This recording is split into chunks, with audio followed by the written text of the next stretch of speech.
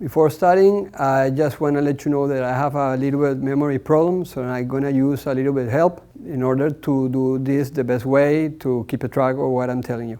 Also, my natural language is not English, and I'm going to do an effort in order to tell you what happened to me in my life. Everything happened in the world for a reason, in a moment, in a place. Even sometimes you think that maybe it's a little bit coincidence, but it's not like that. Sometimes if you like me, you think you control everything. It's not like that. If you don't believe it, just hear what I have to tell you and then you judge by yourself. My name is Salomon Malamed. I was born in Caracas, Venezuela. I immigrated from then to the United States because the sad situation that we have in our country and still have in our country. I'm 47 years old.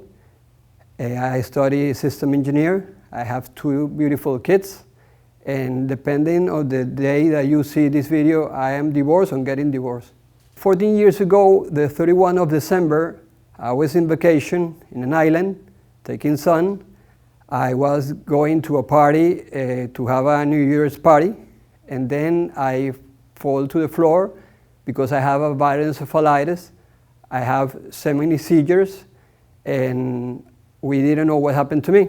So they start doing exams or whatever, and they saw, you know what, we take a mosquito theory that maybe bites me and give me that virus. They thought that it was better, in order to have the better health for me, to bring me to the capital, not in an island, because the health in an island was not the same that in the capital. There was a friend of mine that went with me in a flight, in an ambulance, to get me from the island to the capital.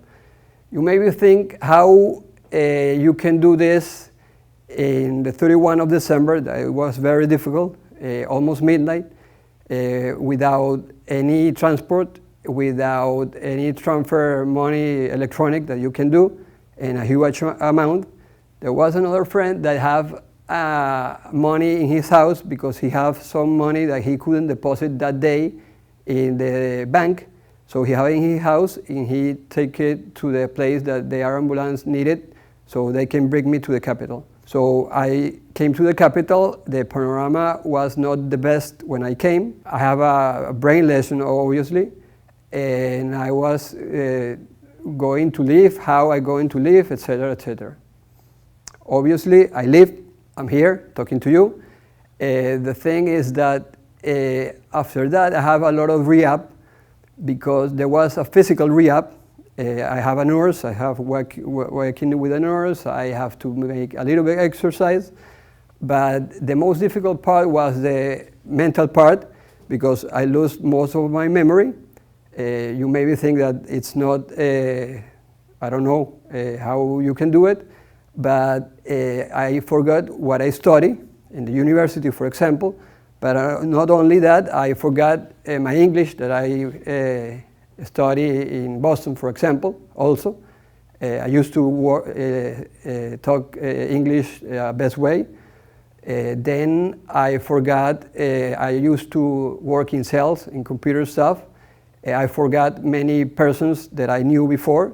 So I started going to places with persons that told me who is who, because I didn't know who is who. Also, the personal stuff was very difficult, because I didn't know how I have to do if I have a headache, for example, even take a pill, or maybe go to a place, because I didn't know how to go to my house. I didn't complain about everything. I just started going, and say, you know what, keep going, that's it.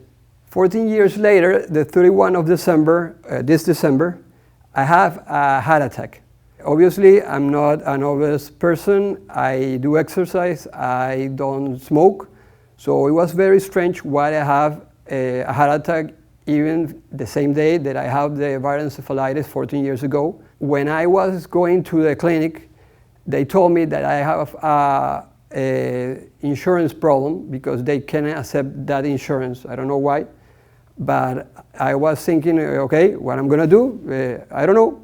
After like an hour that I was doing nothing, a person called me, and a nurse gave me a cell and told me, somebody wants to speak to you. I say, okay. And the person told me, you know what, don't think about the insurance, they're going to take care of you. Just think about what happened to you and feeling well. Say, okay, I'm going to do it. So then I say, okay, they treat me very well. And then I said, okay, who is this lady? And after that, they told me that this lady was on vacation with one of the directors of the clinic that I was. And I say, okay, how this lady knew about what happened to me? And the same guy, a friend that helped me before with the viral encephalitis, called her and told her what happened to me. So it could be like that. It was also 31 of December, so it was very difficult to do it, but I did it. A nurse told me that the elasticity of the heart is not the same when you are young and you are older. So I was very lucky to be healthy after that, because I have no good elasticity on the heart. When I came here, I said, you know what is happening to me? What is happening that I have some strange virus 14 years ago on the 31st of December? Why 14 years later, the same day, I have a heart attack? Why the same person saved me? Why so many things happening to me? And the response was, I don't know. And I still don't know what happened to me. So I decided to share this experience with you in order to see if we can do all together, and I can take to you and you have no bad experience like I did, and maybe you can do a better world with me. The final message is, especially for my kids, sometimes you fail in life and you have to wake up and still going. Because I'm here after all that happened to me. I have a memory problem, and I'm here in a country that is not the country that I was born. I'm here getting divorced or divorced, depending on the time. I'm here speaking in another language that is not my native language. I'm here doing things that many people complain in their life, even if they don't have any problem. So my message to, especially for my kids, is if you have any problem, just keep going and going and going, don't complain. There are people that doesn't want to show that they have vulnerability, and they want to show the hard part of them. So you have to be proud of you have feelings and show them.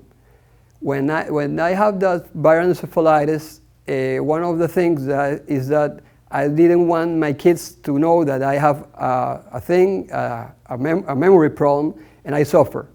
Right now, I think that I was very, very, very not in the way that I have to be, because my kids is the best lesson that I can give them and show that I have a problem, that I suffer, and I keep going and going and going. So it's the best thing that I can give them.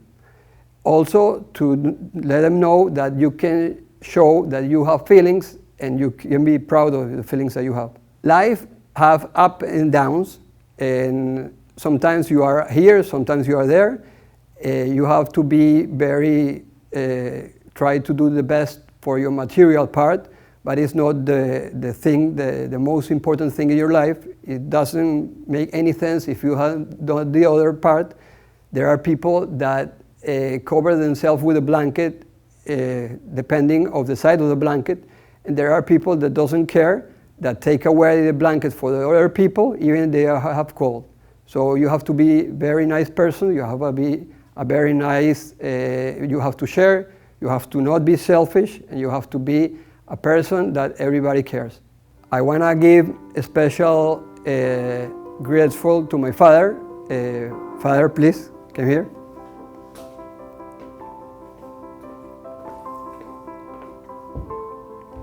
Okay. He's my father. I want to say that he is my inspiration. He has many things in life. When I woke up in the morning and I see him, I know that I can do better than I'm doing right now. And thank you for all what happened in life. Thank you. Thank you, Ray.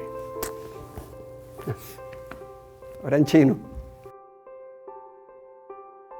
Sometimes when I think that I cannot do more, I remember what happened to me. I think that I don't want any more experience. I know that the things happen in life for a reason. I know the theory. I want to practice more what happened to me. And if I share this with you, and I want to be grateful with all you, and you don't need all this experience, and we can do a better world together. That's it. Thank you very much.